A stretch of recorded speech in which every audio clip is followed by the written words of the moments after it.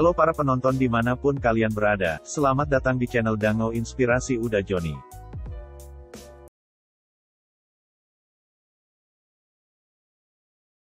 Assalamualaikum warahmatullahi wabarakatuh. Waalaikumsalam warahmatullahi wabarakatuh. Alhamdulillahirrahmanirrahim, kembali kita bersua dalam Dango Inspirasi Channel, sebuah channel yang fokus pada isu-isu pemberdayaan, khususnya pemberdayaan petani, baik dalam rangka teori, kebijakan maupun praktek-praktek di lapangan. Sobat-sobat pemberdayaan semua, hari ini kita akan mendiskusikan tentang tantangan transformasi inovasi di bidang pertanian. Mengapa tema ini kita ambil? Karena kita melihat sesungguhnya inovasi-inovasi di bidang pertanian ini sudah cukup banyak berkembang di lapangan. Tapi terkadang inovasi yang dilakukan itu justru bisa memberikan dampak juga terhadap kehidupan petani dan lingkungan pertanian. Misalnya saja dampak tenaga kerja. Boleh saja ada inovasi di bidang satu teknologi tapi bisa mengurangi tenaga kerja di bidang pertanian. Nah, sobat-sobat pemberdayaan ini akan kita diskusikan dengan pakar teknologi dari Fakultas Teknologi Pertanian, Bapak Dr. Azri Firwan, STP MN. Selamat sore, Pak Dokter. Sore, Yos. Assalamualaikum. Gimana nih kabarnya? Ada sehat? Alhamdulillah. Oke, Pak Dokter, sesuai dengan apa yang kita sampaikan pengantar tadi, inovasi itu kan sesungguhnya sudah banyak muncul di lapangan, betul, khususnya di bidang pertanian. Tapi kadang-kadang inovasi yang dilakukan itu memberikan dampak juga terhadap kehidupan pertanian. Nah, ini kan menjadi tantangan yang harus kita selalu pikirkan, selalu kembangkan, dan tentu harapannya inovasi itu yang dilakukan itu tidak hanya menghasilkan peningkatan pendapatan petani atau menghasilkan peningkatan produksi, tapi juga bagaimana faktor-faktor yang tereliminir oleh inovasi itu harus kita pertimbangkan juga, seperti yang saya sampaikan dengan tenaga kerja. Nah, ini akan kita diskusikan. Okay. Nah, pertanyaan dasarnya seperti apa sebenarnya inovasi ini dilakukan di sektor pertanian sehingga apa yang kita bicarakan tadi itu bisa diminimalisir lah dalam kehidupan, dalam mengembangkan kegiatan-kegiatan yang meningkatkan kesejahteraan petani. Silakan. Okay. Baik, Yos, jadi kalau orang kampus itu kan memulainya itu dari terminologi ya. Apa kata inovasi dan dari mana basis inovasi itu muncul. Dan inovasi itu memang bagi masyarakat itu sesuatu yang kalau kita lihat lebih dalam lagi, itu sudah ada pengetahuannya. Masyarakat tentu sudah punya pengetahuan. Nah, pengetahuan itu yang coba orang kampus karakterkan, kuantifikasi, bisa dijumlahkan, bisa dihitung sehingga punya nilai manfaat, ada efektifnya dan ada efisiensinya. Tadi Yos mengatakan sejauh mana tantangan-tantangan inovasi itu muncul. Nah, kalau kita lihat bahwasannya inovasi itu beranjak dari temuan-temuan yang sudah dikomersialisasikan. Jadi kalau inovasi itu kan sesuatu temuan yang dikomersilkan. Nah, kalau bicara komersil tentu ada benefit, ada cost yang bisa dipertanggungjawabkan. Nah, ketika inovasi itu sampai ke masyarakat, tentu harus ada titik temunya. Jangan sampai nanti cost-nya dapat bagi pelaku petani, tetapi bisa menghilangkan tenaga kerja. Nah, itu yang kita khawatirkan. Tadi kalau dilihat dari kemana arah pertanyaan Yos, jangan sampai nanti petani dirugikan. Bukan petaninya, petani yang bergerak secara sektor agribisnis mungkin beruntungkan. Tapi bagi komunitas pertanian itu bisa saya dirugikan. Karena apa? Karena berkurang serapan tenaga kerja. Nah, di pedesaan serapan tenaga kerja itu di bidang pertanian masih berkontribusi. Sangat tinggi sekali. Jadi, nah itu yang kita coba apakan? Kita coba pelajari bagaimana inovasi-inovasi itu bisa disinergikan dengan kebutuhan di tingkat petani. Nah, contohnya seperti apa? Contohnya ketika kita misalnya ini berkaitan dengan kalau dia bertanya apa best practice-nya, nah tentu best practice itu kan sesuatu yang sudah teruji. Tetapi kita kampus kan tentu harus terus mencari pola-pola. Misalnya seperti ini, ketika misalnya suatu penelitian dilakukan bagaimana sistem kontrol itu bisa diimplementasi untuk mendeteksi serangan hama penyakit di suatu lahan. Nah, itu sudah kita lakukan, sehingga itu bisa tanpa harus disemprot. Misalnya petani melakukan proses penyemprotan, karena kalau dilakukan proses penyemprotan itu kan bisa saja residunya itu berganggu, berimpact pada kesehatan dan sebagainya, berdampak pada sektor kesehatan. Tapi kalau ada mekanisme, ada suatu jaringan misalnya yang dengan menggunakan sensor dan kontrol, itu bisa dilakukan sehingga tidak perlu harus petani melakukan proses penyemprotan. Tetapi itu sudah kita lakukan. Nah, pertanyaannya, apakah mungkin itu disinergikan dengan pengetahuan masyarakat yang bisa mengatakan kalau serangan hama penyakit itu masih di bawah ambang batas, sudah dibiarkan saja, tidak harus mesti disemprot misalnya.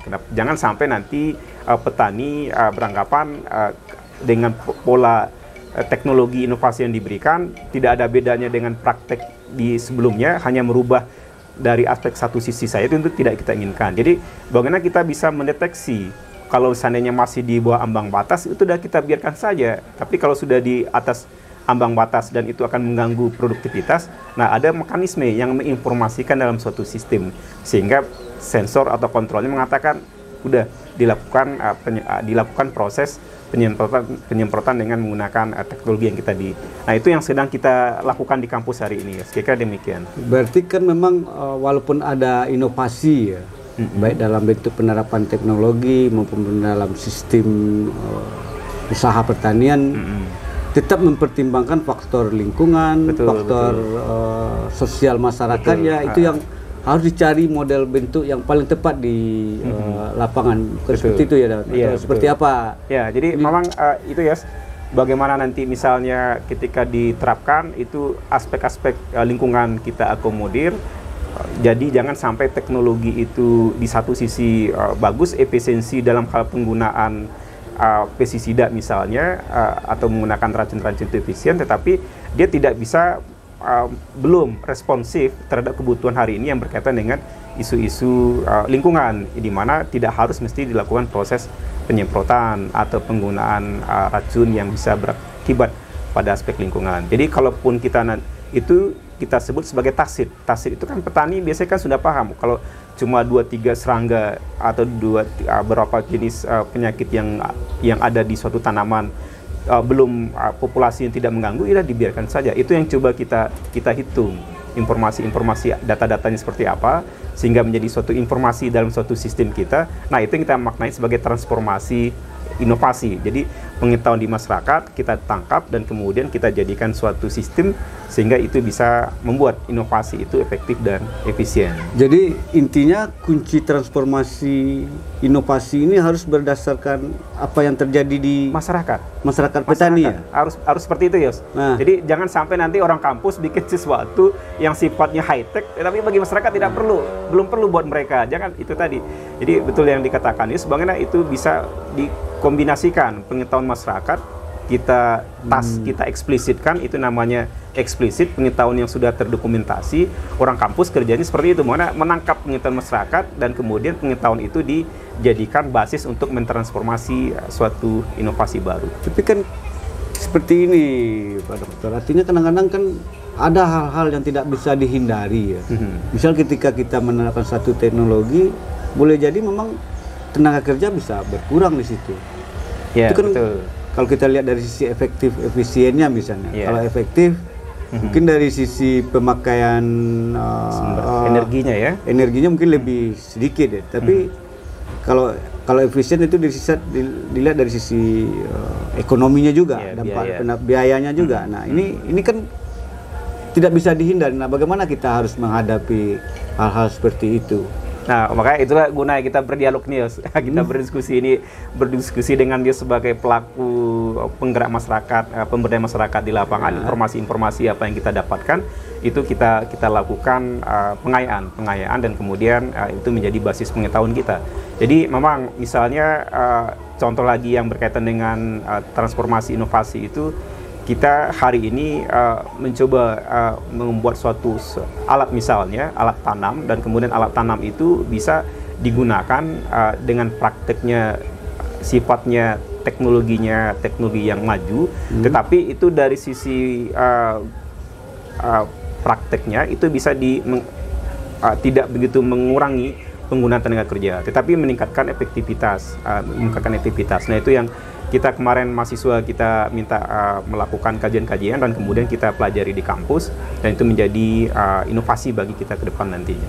Dan satu lagi mungkin yang menjadi tantangan kita lihat, boleh jadi ini bisa ada Pak Dokter komentari kan, bagaimana menerapkannya di tengah kondisi petani hari ini. Misalnya kan ada inovasi yang telah muncul, tapi kadang-kadang kan petani belum punya kemampuan atau belum bisa menerima inovasi itu. Ini seperti apa menurut pandangan?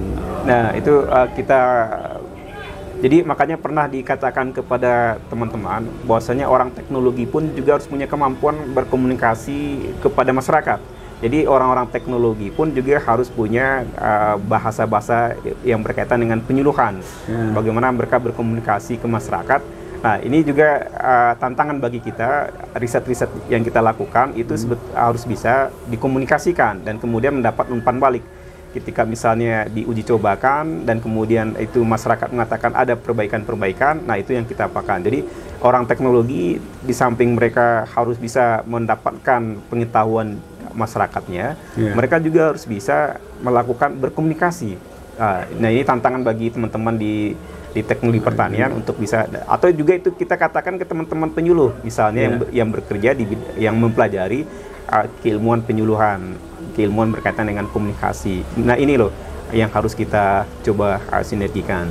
Ya, artinya berarti kan tidak hanya soal teknologi ya, inovasinya yang harus dipertimbangkan sesuai dengan kebutuhan, tapi juga bagaimana mentransformasinya, mensosialisasinya ke petani gitu. Ini dan ini harus menjadi kajian terus-menerus di bidang teknologi pertanian juga sebenarnya gitu. Jadi bagi kawan-kawan pun kita coba kemarin itu mengatakan ke teman-teman, kita juga harus punya suatu mata kuliah yang bisa mentransformasikan inovasi tadi. Jadi ada manajemen pengetahuan, dan di manajemen pengetahuan itu bagaimana berkaitan dengan pengetahuan lokal masyarakat yang belum terdata misalnya, terdokumentasi, itu kita jadikan pengetahuan yang terdokumentasi. Jadi penting untuk mensinergikan pengetahuan lokal masyarakat dengan pengetahuan yang ada di kampus. Kalau sejauh ini Pak Dokter sudah ada enggak bentuk, walaupun mungkin secara praktis belum begitu kelihatan, tapi dari berbagai model yang telah dibuat sudah ada enggak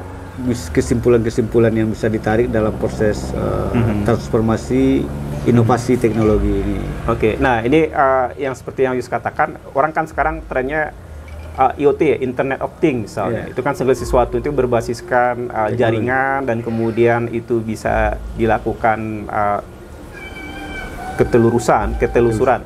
Misalnya hari ini kita mencoba di mahasiswa, kita minta mereka mengamati praktek pertanian yang ada, sampai dari proses budidaya sampai kepada proses penggilingan menjadi beras misalnya, dan kemudian itu di traceability, bisa ditelusuri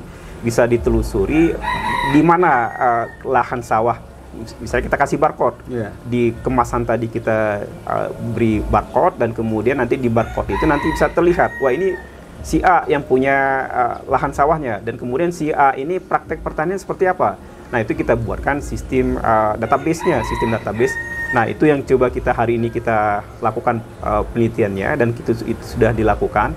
Dan kalau itu bisa kita kembangkan lebih jauh, kita edukasi masyarakat penting bagi mereka, sehingga nanti misalnya teman-teman kita misalnya melakukan pertanian hemat biaya misalnya, hemat biaya itu kan bisa kita expose berkaitan dengan dikemas dia sedemikian rupa, bisa dilacak asal usul dari mana.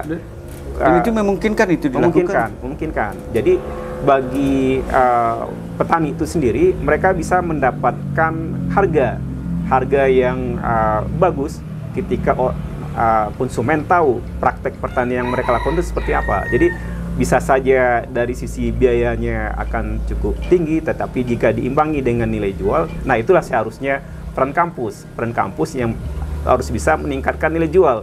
Ketika mereka mengatakan ini teknologinya, mereka juga harus bisa menggaransi bahwasanya teknologi yang dilakukan, transformasi teknologi di masyarakat itu bisa menaikkan nilai tambah, nilai produk mereka. Artinya masih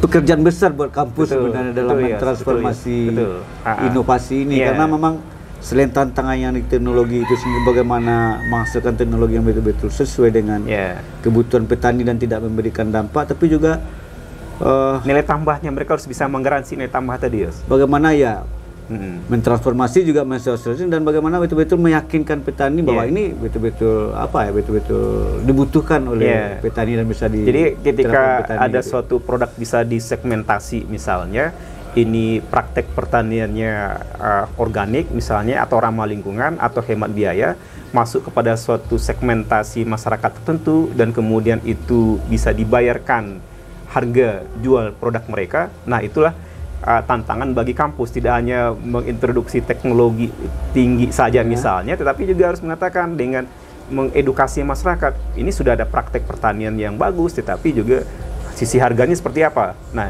ini peran teman-teman semua, tidak hanya orang teknologi tapi juga orang penyuluhan dan sebagainya. Yang bisa dilakukan oleh kampus sekarang ini seperti apa ini untuk menghadapi tantangan ini, atau menghadapi tantangan itulah apa yang sedang dikembangkan oleh. Nah, jadi yang kita lakukan hari ini, bagaimana kita bisa memetakan produk-produk mana yang bisa kita lakukan transformasi inovasinya. Dan kemudian dengan ketika kita mengatakan inovasi itu sudah bisa menaikkan produktivitas, dan kemudian tidak hanya produktivitas tetapi juga berkaitan dengan kualitas dari pangan yang dihasilkan. Nah, bagaimana dari sisi harga, kampanye seperti apa, kampanye dari produk-produk yang kita lakukan. Jadi kita misalnya mendorong mahasiswa dengan sosial media mereka misalnya, dan itu sosial media itu, nah tapi memang tidak mudah tidak mudah mengatakan, tetapi praktek-praktek seperti ini harus kita. Tapi tentu kita harus optimis bahwa ini tantangan ini harus bisa kita hadapi kan, harus kita selesaikan kan. Karena seperti itu dunia perguruan tinggi tidak boleh menyerah sebenarnya. Tidak stagnan saja dia dengan persoalan masyarakat yang hari ini terjadi alih fungsi lahan, tetapi kemudian alih fungsi lahan itu menyebabkan hilangnya lahan-lahan pertanian. Nah, itu kita lakukan misalnya dengan menggunakan vertical farming atau hidroponik misalnya. Dan kemudian praktek-praktek seperti itu bagaimana bisa meningkatkan produktivitas dengan kita menerapkan teknologi-teknologi yang sensor, kontrol, dan kemudian berkaitan dengan penggunaan internet di sini. Kira itu transformasi itu kita maknai seperti itu, merubah pengetahuan, mendapatkan pengetahuan masyarakat, dan kemudian kita kuantifikasi, kita inovasikan, kita adaptifkan sehingga bisa menjawab kebutuhan masyarakat tanpa, kalaupun ada gangguan berkaitan dengan penggunaan tenaga kerja, tetapi ada insentif berupa harga yang didapatkan oleh petani atau oleh pelaku usaha di bidang pertanian. Yang pasti kan transformasi inovasi ini tidak boleh berhenti Cuman bagaimana menemukan inovasi yang paling sesuai dengan kondisi lapangan, kondisi petani, di samping meminimalisir dari dampak-dampak sosial ekonomi, dan itu memang menjadi tugas kalau sudah berhenti kampus nggak ada peran lagi tidak, jadi kampus tetap harus membuka pastinya tetap menjadi bahan diskusi dan tetap mencari bahan, tetap dilaksanakan kegiatan-kegiatan penemuan inovasi betul sama sekali jadi memang kita beranjak dari pengetahuan lokal, dan kemudian pengetahuan itu dibukukan, didokumentasikan, dan kemudian menjadi praktek di masyarakat nanti.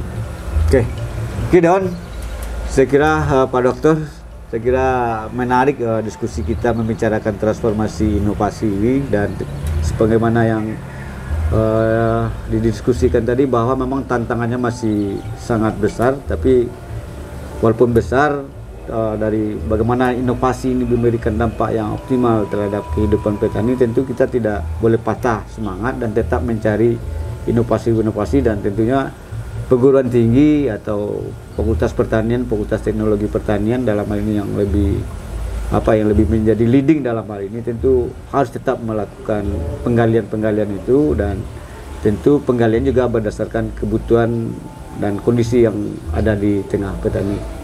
Kami pikir itu sobat-sobat pemberdayaan semua mengenai diskusi kita, semoga ada manfaatnya. Terima kasih. Assalamualaikum warahmatullahi wabarakatuh. Waalaikumsalam warahmatullahi wabarakatuh. video kami kali ini. Terima kasih sudah menonton. Jangan lupa untuk like, komen, dan subscribe untuk mengikuti perkembangan terbaru dari channel ini. Sampai jumpa di video selanjutnya.